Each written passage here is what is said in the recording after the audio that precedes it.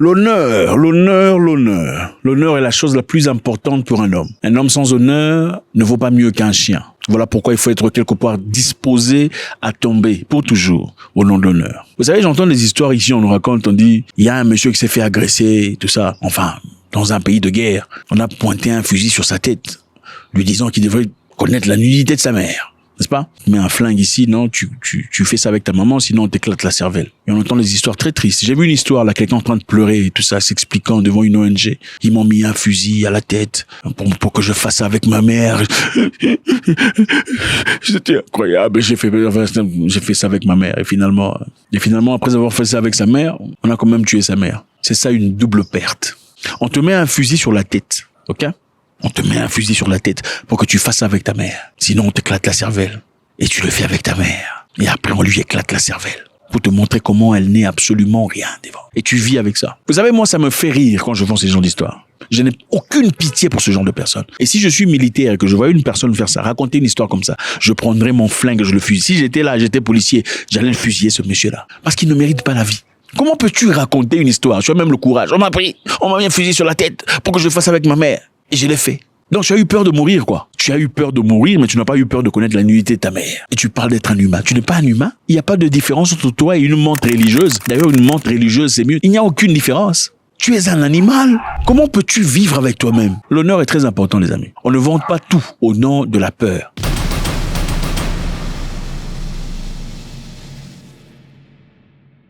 Voilà pourquoi je dis... Moi, je pense que chaque président d'un pays qui se respecte doit faire l'armée. Il n'est pas obligé d'être soldat, mais il doit faire l'armée parce que c'est important. Je pense qu'un militaire instruit, souvent vaut mieux qu'un civil instruit. Parce qu'il a des éléments dont on ne peut apprendre qu'à l'armée. Okay? La résistance mentale, aller au-delà de la peur. Ce n'est pas seulement à l'armée, mais à un certain niveau, tout le monde a peur de mourir. Je pense que généralement, ceux qui ont connu la guerre ont un peu moins peur que ça. Et ça établit certains éléments. Au Niger, les amis, on vient de faire quelque chose de très intéressant. Le Niger vient de rebaptiser plusieurs rues de la capitale, ordonnant ainsi de l'honneur autour de l'héritage national. C'est-à-dire, ils ont enlevé les noms des colons dans plusieurs routes. Par des avenues, boulevards, lieux de mémoire, rues, sites et places de nos villes en général et de la capitale en particulier portaient des noms qui ne représentaient pas des repères dans l'imaginaire du collectif de nos concitoyens. Vous savez très bien, autant que moi, que dans beaucoup de pays africains, vous verrez des noms, Pierre Lambert, avenue, surtout chez les francophones, avenue Lucas Farr, avenue Roi Baudouin, avenue, comment ça s'appelle, Pompidou. C'est incroyable. Pourquoi vous faites ça? Pourquoi vous faites ce genre d'histoire? Eh ben, le Niger a rejeté cette histoire. Ils ont fait une grande cérémonie pour renommer ces routes. Au nom de leurs ancêtres, au nom de leurs héros. Le colonisateur, en souvenir de son passage, a marqué certains de nos centres urbains, de nom de ceux-là même qui nous ont causé du tort. Désormais, nous allons promouvoir nos intérêts nationaux, revalorisant notre histoire et faire honneur à nos ancêtres. Moi, j'ai jamais vu une avenue Mbumbaka, avenue Mbilingiaka à Paris ou avenue Mbiekushunga. Ça n'existe pas. Ça n'existe pas. C'est la même chose en ce qui concerne les noms. Et moi, ça me tue. Comme le disait le président Mobutu, vous ne verrez jamais vous ne verrez un Israélien appelé Mutombo ou Mukendi. Ce n'est pas parce que nous avons été colonisés par la Belgique qu'on nous prendrait ici au cœur de l'Afrique comme des Belges d'Afrique avec des habitudes belges et tout ça. Prenons l'exemple des prénoms. Et je l'ai prouvé à mon peuple. Soyons nous-mêmes. Si je vais en France chez vous, vous devez, disons à titre d'amitié, me recevoir à votre table. On mangera chez vous à la française. Mais si vous venez chez moi et que je vous donne l'occasion d'être à ma table, mais il faut que vous mangiez vous aussi à votre tour à la zaïroise. Et ce sont ces petits détails-là qui ont leur importance. En parlant des Zaïrois, mais c'est toujours eux qui cherchent des noms. El Machai, El Michalai, Shadakai. C'est incroyable, c'est quoi cette mentalité? Vous pensez que si vous vous appelez Mikombo, vous n'irez pas au paradis? Ou pour aller au paradis, il faut s'appeler El Shmashmae, Rashmakae? Ou vous pensez que pour que votre business réussisse, il faut l'appeler Business El Sabaoth? Non. Si vous ne gérez pas très bien votre histoire, ça va pas marcher. Ça n'a absolument rien à voir. Vous pouvez jeûner autant que vous désirez. Ou appeler ça Benjamin Netanyahu si vous désirez. Si vous ne faites pas bien le travail, ça ne marchera pas. Alors au Niger, on a changé les histoires. Ok, il y a des avenues qui ont changé. On va essayer de voir les noms. Par exemple ici, on a fait cette cérémonie et Colonel Boubacar et tout le reste ont été là pour célébrer. Parmi le changement notable qu'on a vu, on va citer. Ok, il y a l'avenue François Mitterrand, ex-président français. François Mitterrand, vous vous en souvenez, non? Mitterrand, imaginez-vous, Mitterrand, François à l'honneur au Niger. Mitterrand, François, c'est qui? C'est un monsieur qui a organisé et orchestré beaucoup de coups d'État en Afrique. C'est lui, François Mitterrand. Je vous rappelle d'ailleurs, à un moment donné, il y avait Thomas Sankara qui parlait très ouvertement. Il voulait la paix, il voulait le respect de l'Afrique, n'est-ce pas? Des tueurs comme Peter Botha ont eu le droit de parcourir la France si belle et si propre. Ils l'ont taché. Ils l'ont taché de leurs mains et de leurs pieds couverts de sang. Et tous ceux qui leur ont permis de poser ces actes en porteront l'entière responsabilité ici et ailleurs, aujourd'hui et toujours. Qu'est-ce que M. Mitterrand lui a dit? Il a dit à Sankara, je vois, tu es très jeune, tu es courageux, mais tu vas un peu trop vite, là. Je suis comme lui. Il dit ce qu'il pense, je le dis aussi. Et je trouve que dans un certain nombre de ses jugements, il a le tranchant d'une belle jeunesse et le mérite d'un chef d'État totalement dévoué à son peuple. Et moi, j'admire ses qualités qui sont grandes, mais il tranche trop aussi. Il va plus loin qu'il ne faut, enfin, à mon avis, qui me permettent de lui parler du haut de mon expérience. C'était une façon de le dire, il faut te taire. Toutes les vérités que tu racontes là, c'est... les chiens, j'adore les chiens, ouais. Faut avoir les chiens.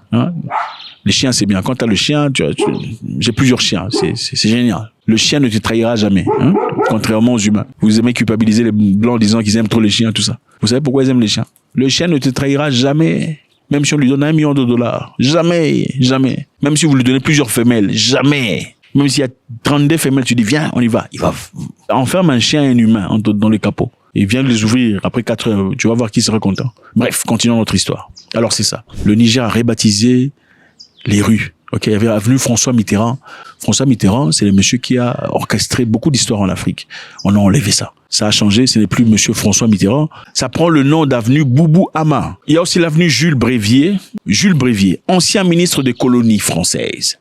Incroyable. Devient l'avenue d'Anne Kouloudou. Les ministres des colonies, ils ont fait chicoter les gens, ils ont pris des femmes de fort. Écoutez, ces gens, ils venaient pas avec des femmes françaises. Absolument pas. Ils sont venus, regarder nos ancêtres là, nos grands-mères, derrière, machin, comme ça. Bon, je vais un peu essayer ça aussi pour voir. Après avoir eu du plat pendant toute ma vie. Enfin, bref. Maintenant, ça a changé. Il y a l'intersection des rues des ambassades de Libye et de la France. Forme la place Zansen-Kassa. Il y a l'avenue du président Karl Kasten, qui sera l'avenue Morou Karma. Donc c'est ça. L'honneur est très important, les amis. Ok, je pense que c'est très important. Et on va essayer de voir, est-ce que vraiment les noms vont changer quoi que ce soit? Les noms vont impacter le Niger d'une façon positive ou pas? Nous avons rebaptisé 4 avenues, une place et une rue, ce qui rentre dans la ligne droite des instructions du chef de l'État dans le cadre de la reconquête de la souveraineté et de la refondation du pouvoir et tracer l'histoire de notre pays. Voilà ce qu'a déclaré Aboubakar Soumana Garanke. Donc, c'est très important de retrouver son honneur. Le Niger a tourné le dos à la France très récemment, parce que la France, comme vous le savez, venait en Afrique pour piller. Okay? Ce n'était pas de l'amitié, je suis désolé. Okay? On peut masquer ça sous forme d'amitié. C'était pour piller, parce qu'il y a beaucoup de ressources au Niger. Il y a de l'or, il y a de l'uranium. Ils en prenaient beaucoup. L'uranium nigérien était acheté à 0,80 € le kilogramme. Pendant ce temps, l'uranium canadien de la même qualité à 200 € le kilogramme. Pour les Africains, 0,80. Pour les Canadiens, 200 €. Et ça vous dit clairement comment on vous considère. Vous cherchez où? Mohamed Bazoum était là au pouvoir, on l'a beaucoup aimé. Macron était très touché de son départ. Regardez comment il parle là. Je pense que notre politique est la bonne. Elle repose sur le courage du président Bazoum, sur l'engagement de nos diplomates, de notre ambassadeur sur le terrain, qui reste, malgré les pressions, malgré tout et malgré toutes les déclarations d'autorité illégitimes, grâce à l'engagement de nos forces de sécurité intérieure et de nos militaires. Et il ne faut pas céder à un narratif utilisé par les putschistes qui consisterait à dire notre ennemi est devenu la France. Le problème des Nigériens aujourd'hui sont des putschistes qui les mettent en danger parce qu'ils abandonnent la lutte contre le terrorisme, parce qu'ils abandonnent une politique qui était bonne économiquement pour eux et qui sont en train de perdre tous les financements internationaux qui étaient en train de leur permettre de sortir de la pauvreté. C'est ça la réalité.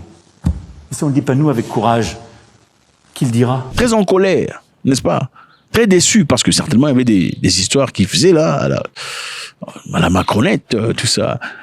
qui veut pas que vous sachiez. Et quand vous êtes venu, quand le général Tiani est venu, c'était pour abîmer son projet. Il avait un projet bien établi. La France prenait tellement d'uranium pour en produire de l'électricité qu'ils en produisaient tellement, ils ont commencé à vendre l'électricité à des pays européens.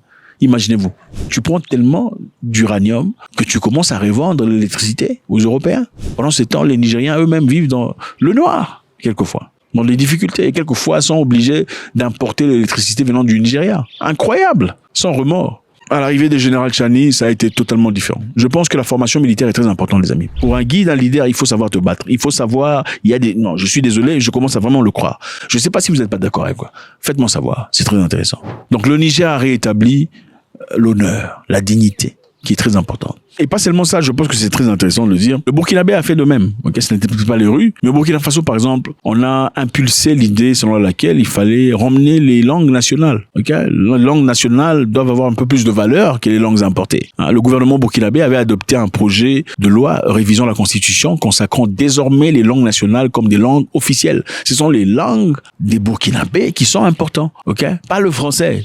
Ça commence à aller. C'est comme ça. Écoutez, aucune société ne s'est développée, en tout cas une société développée avec la langue des autres personnes. Allez chez les Norvégiens, ils parlent leur langue. Allez chez les Finlandais, ils parlent finlandais. Allez chez les Chinois, ils ont développé ça en anglais. Oh, toi, tu parles pas bien français, tout ça. Vous êtes vraiment des pygmées mentales, beaucoup de francophones. Pygmées intellectuels. Oh, ils parlent même pas bien français. Mais attendez, vous avez testé son swahili ou son mélinké? Peut-être qu'il est fort en mathématiques. Surtout, vous verrez ça souvent chez les Camerounais. Ah, ton français. Mais attendez, c'est ça la richesse que vous avez hérité des Français, le français. Donc, vous savez, la France est tellement pauvre, sur le plan minéral, qu'ils ont joué avec les gens. Ils vous ont fait croire que parler français correctement, c'est une richesse. Ce n'est pas une richesse. C'est juste une langue pour la communication. Table, tablé, les pantalons, les chemises. Vous avez compris ou pas? La crayon, la bic, vous avez compris ou pas? Vous avez compris? C'est juste une langue. Mais on veut faire ça comme ça et comme ça pour vous donner l'impression que c'est une richesse. C'est quelle richesse? La richesse, c'est les diamants. La richesse, c'est l'argent. C'est l'or. Ce n'est pas le français. Les Chinois se sont développés en chinois, en mandarin. Après la Deuxième Guerre mondiale, la Chine était pauvre. Oui, c'était comme vous, ils étaient aussi colonisés. Comment ça se fait qu'ils ont avancé? Vous êtes toujours en train de reculer, en train de vous plaindre sur les difficultés de la colonisation et de l'esclavage. Il faut vous désesclavagiser d'abord dans le cérébral ou le cérébral. Mais vous avez compris quand j'ai dit cérébral ou pas? Quand j'ai dit chose, vous comprenez ou pas? C'est une langue, c'est juste une langue de communication. Ceux qui disent chose et ceux qui disent chose, ils sont différents. Qui est plus intelligent? Celui qui a dit chose ou celui qui a dit chose? Ouais. Avez-vous compris ou pas? C'est ça. L'esclavage mental. Et ces gens sont en train de se libérer. Et c'est glorieux. Le Mali aussi. Parce que les seuls amis, en tout cas les seuls frères en Afrique francophone, c'est le Niger, le Burkina Faso et le Mali. Les autres là sont des poltrons. Bref, continuons. Au Mali, on a récupéré de l'argent, on a récupéré de l'or. Par exemple, récemment, à une valeur de 245 millions de dollars. Le Mali a saisi l'or d'une entreprise étrangère, Gold Barrick. Incroyable. On a saisi l'or de ces gens. Pourquoi? Parce qu'ils ne payent pas les taxes. Ils sont là depuis très longtemps. On signe des accords qui sont louches, des accords qui bénéficient certaines personnes. C'est évident. Vous savez, le président précédent certainement mangeait quelque chose là-dessus. Mais vous savez comment ils font quand ils viennent en Afrique? Ils vont piller. Quand ils pillent, ils vous donnent quelques millions de dollars et puis on vous taisez. Ils pillent. Quand vous allez demander les taxes, ils disent ah non, écoutez, il y a quelques millions pour vous ici pendant que vous taisez. Mais ceux qui sont là au pouvoir au Mali ne rigolent pas. C'est la vraie géostratégie. Assimi Goïta doit apprendre des leçons à beaucoup de présidents ici sur comment établir une éthique géostratégique pour bénéficier à sa propre nation. Le ministre des Finances malien a établi qu'à la fin du mois de mars, le Mali regagnera à peu près $1 milliard en or. Incroyable, n'est-ce pas? L'Afrique a besoin de gens, pas seulement qui réfléchissent, mais de gens qui ont de la valeur, la dignité, l'honneur. Et ce sont des choses qu'on apprend à la guerre. Et la guerre, ce n'est pas seulement quand on se tue. La guerre, c'est dans la vie de chaque jour. Ok? L'honneur, la dignité. Sans l'honneur et la dignité, on ne représente absolument rien. On est juste un bot, c'est-à-dire un petit robot, un fanfaron expliquant n'importe quoi. L'honneur. Quel est votre avis du président Tiani? Je veux savoir, je suis très curieux. Votre avis du président burkinabé, un jeune homme aussi grand. Votre avis du président Assimi Goïta. Sont-ils des modèles? Faites-moi savoir ce que vous en pensez, c'est toujours avec beaucoup de plaisir. God bless.